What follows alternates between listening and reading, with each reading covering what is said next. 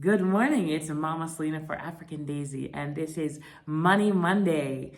So let's get in here and read Proverbs. We're going to start through Proverbs because it tells us how to live and how to get money. All right, so let's start with Proverbs 1, right? It says, the Proverbs, the truth, obscurely expressed maxims of Solomon, son of David, king of Israel. And if we know anything about Solomon, he was a very wealthy king.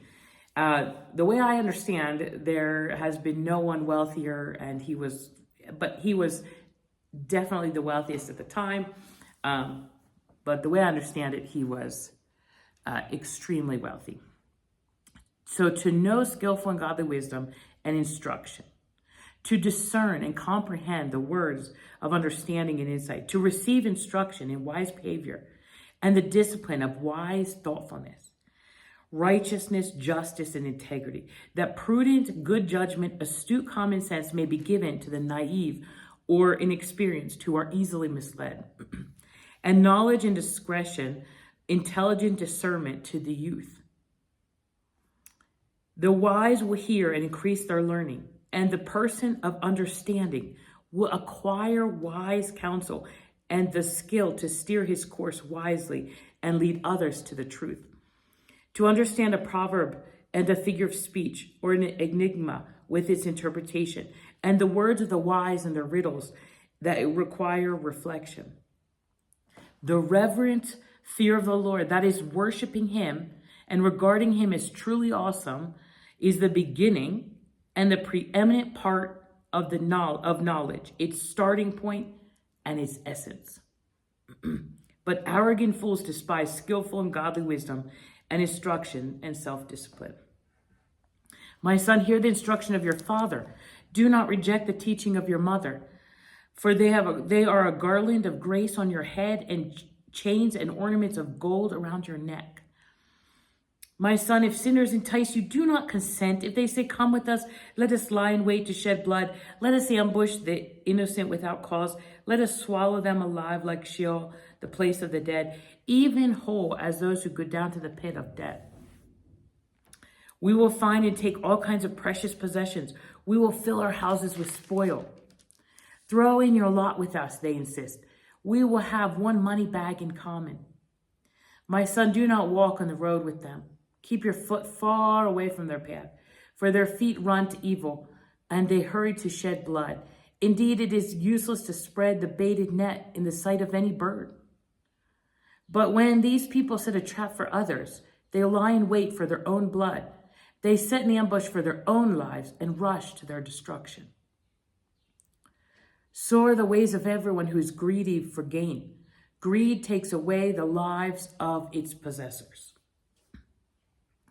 Wisdom shouts in the streets. She raises her voice in the markets. She calls out to the head of the noisy streets where large crowds gather. At the entrance of the city gates, she speaks her words. How long, O naive ones, you who are easily misled, will you love being simple-minded and undiscerning? How long will scoffers who ridicule and deride delight in scoffing? How long will fools who obstinately mock truth hate knowledge? If you will turn and pay attention to my rebuke, behold, I, wisdom, will pour out my spirit on you. I will make my words known to you. Because I called and you refused to answer. I stretched out my hand and no one paid attention to my offer.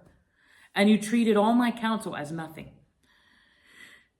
And you would not accept my reprimand. I also will laugh at your disaster. I will mock when your dread and panic come. When your dread and panic come like a storm, and your disaster comes like a whirlwind. When anxiety and distress come upon you as retribution, then they will call upon me wisdom, but I will not answer. They will seek me eagerly, but they will not find me because they hated knowledge and did not choose the fear of the Lord, that is, obeying him with reverent and awe-filled respect. They would not accept my counsel, and they spurned all my rebuke. Therefore they shall eat of the fruit of their own wicked ways, and be satiated with the penalty of their own devices. For the turning away of the naive will kill them, and the careless ease of self-righteous fools will destroy them. But whoever listens to me, wisdom, will live securely and in confident trust, and will be at ease without fear or dread of evil. This is so good. So we look right from the start, right? It says, the reverent fear of the Lord, that is worshiping him and regarding him as truly awesome, is the beginning and the preeminent part of knowledge. It's the starting point and its essence. It starts there, right? The fear of the Lord. Okay? So for us to have knowledge, that's where we have to start. Otherwise, okay? So we have to start there, right? Proverbs 1:8. My son, hear the instruction of your father, and do not reject the teaching of your mother. For they are a garland of grace on your head and a chain of ornament of gold around your neck. In 1:10-19, he warns us not to go with those who are getting possessions illegally, in the wrong way, taking from others, all of that. He says not to join with those who do that, right? So are the ways of everyone who is greedy for gain. Greed takes away the lives of its possessors. Yeah, that's a good one. Let's look at, I wanted to say there, if we look at what's going on in the world right now, we see a lot of wealthy people that are falling in the, we see a lot of the, you look at people like in the news right now. Just look in the news right now. You see a lot of very wealthy people that it's coming out that they did this, they did that, whatever, right? They set a trap for themselves because you might have gain for a minute, you might have gain for a while, but it takes the lives of its possessors. It's what it does, greed. So we know we've talked before, it's not bad to have money, but greed, right? We're talking about greed here. Let's read on here.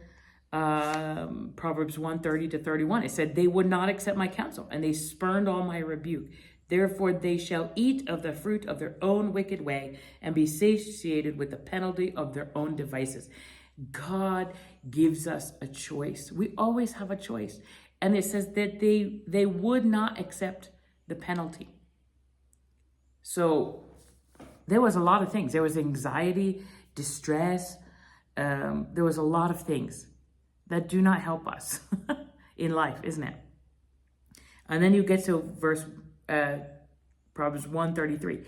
But whoever listens to me, wisdom, will live securely and in confident trust and will be at ease without fear of dread or evil. That is amazing. And that's just in Proverbs 1. That's just in Proverbs 1. But it is, let's be people who are not simple-minded, who are led astray. Let's be people who seek out, pursue knowledge and wisdom, right? And gain understanding. It is so, so important for us.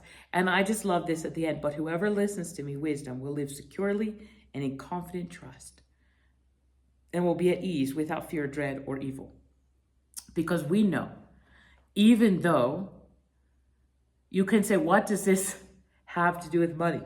Well, we know that money is an important thing to live, right? We need money to do things in life. It's true. But if you have lots of money, but you have anxiety, you're stressed out, you are not at ease, you're just afraid somebody's going to take it. Because if you go the route that they said here in Proverbs 1:10-19, if you go through that route where you go with other people and you get it by unjust means, you have to maintain it by unjust means. So someone else may come and take your things and you will never live at peace. You will not. People who do that do not live at peace, because they may be the next target, or they may be when the people that they were working with are done with them. So just want to encourage you in that God has a purpose for us to be wealthy, for us to do well, but also understanding what wealth is. The other thing is this: if you are given $1 million, but you had to be paralyzed for the rest of your life, would you choose health or would you choose the money? So sometimes we have to view things in the proper perspective, because yes, money is important to do things, but health is important. That's huge. Our health. If we are healthy, that is amazing. And if we have family, if we have friends, right? Those are huge things. And at the end of the day, if we can live securely in confident trust and will be at ease without fear of dread or evil, that's huge. That's so much better. So anyway, I love you all. I hope that you're having a great Monday. Let's make some money, right? But let's pursue knowledge, true knowledge. Let's listen to the instructions. Let's be wise, right? Let's be warned, because it's for our good. And then at the end of the day, make sure that what words come out of our mouth are what we want to eat. Make sure it's what we want to happen, okay? What we say, it's very important. But whoever listens to me wisdom will live securely and in confident trust and will be at ease without fear or dread of evil. So I love you all. Have a fabulous day, and I'll see you in the next one. Bye.